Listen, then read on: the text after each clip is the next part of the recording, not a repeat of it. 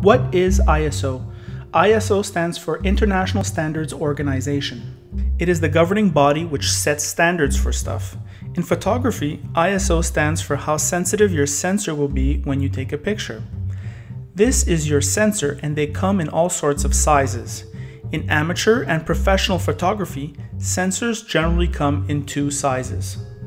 The full-frame sensor is usually the biggest sensor available and are used by professionals.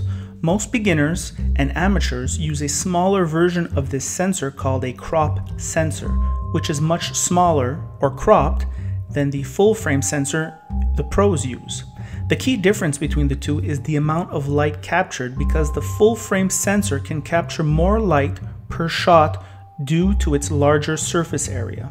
We're going to take a look at a Canon camera as an example to show how ISO works. This is a Canon T5i, an average quality camera for beginner photographers that is simple to use. It is what I shoot with for my car reviews along with a Gopro camera. The lower the ISO setting, the darker or less sensitive to light the picture will be. The higher the ISO, the more sensitive to light the picture will be. This comes from the time when cameras used actual film. The film, which was more sensitive to light, had high ISOs, and these were good for shooting in dark settings. They were, however, grainy. Lower ISO was used in bright situations such as broad daylight. They were less grainy and sharper. So, rule of thumb, low ISO is for settings with a lot of light, and high ISO is for settings with low light. Today, we do not use film. We use a sensor, and when that light hits the sensor, an image is created by the software in the camera. Unlike the days of film when you changed film depending on lighting, with digital cameras, you do not change sensors. ISO in a digital camera would be more accurately called signal gain, as you are not changing film every time you adjust the ISO on a digital camera. What is going on here? We have to look at what a pixel is. There are millions of little sensors on your sensor. The little individual sensors which make up your sensor are called pixels. A pixel is a sensor which captures red, green, and blue light in different quantities to make all the different colors we know. Different sensors have different qualities and sizes, but they all do the same thing. They work together to capture light and create a picture using software in the camera.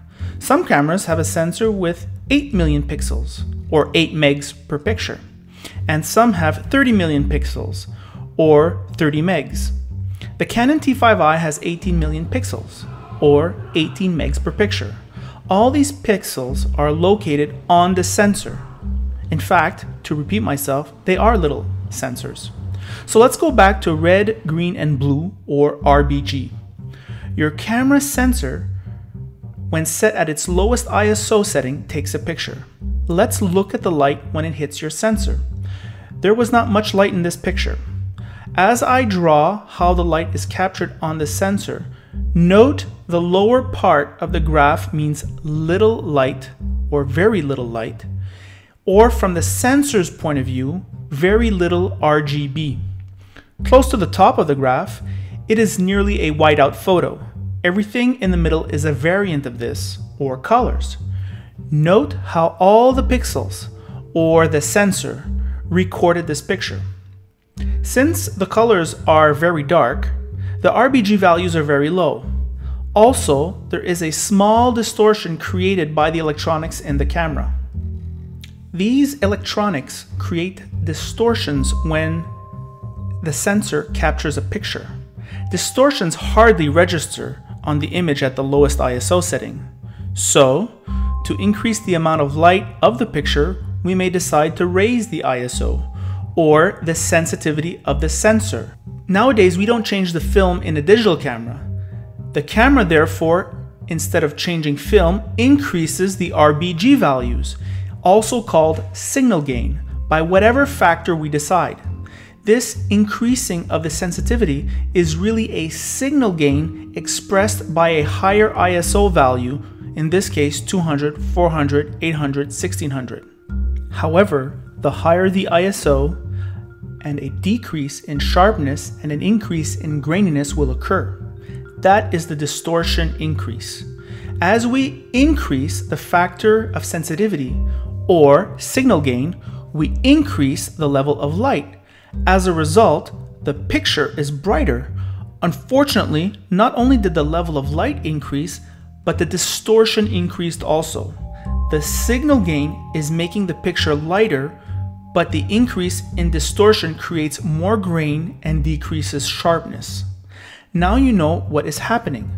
To recap, in photography, low ISO means a sharp image with no grain, allows you to shoot with longer exposures and/or larger aperture values, and is recommended for very bright conditions. High ISO means less sharp, grainy image and can be used with a smaller aperture value and/or shorter exposure. It is also the ISO of choice for darker conditions.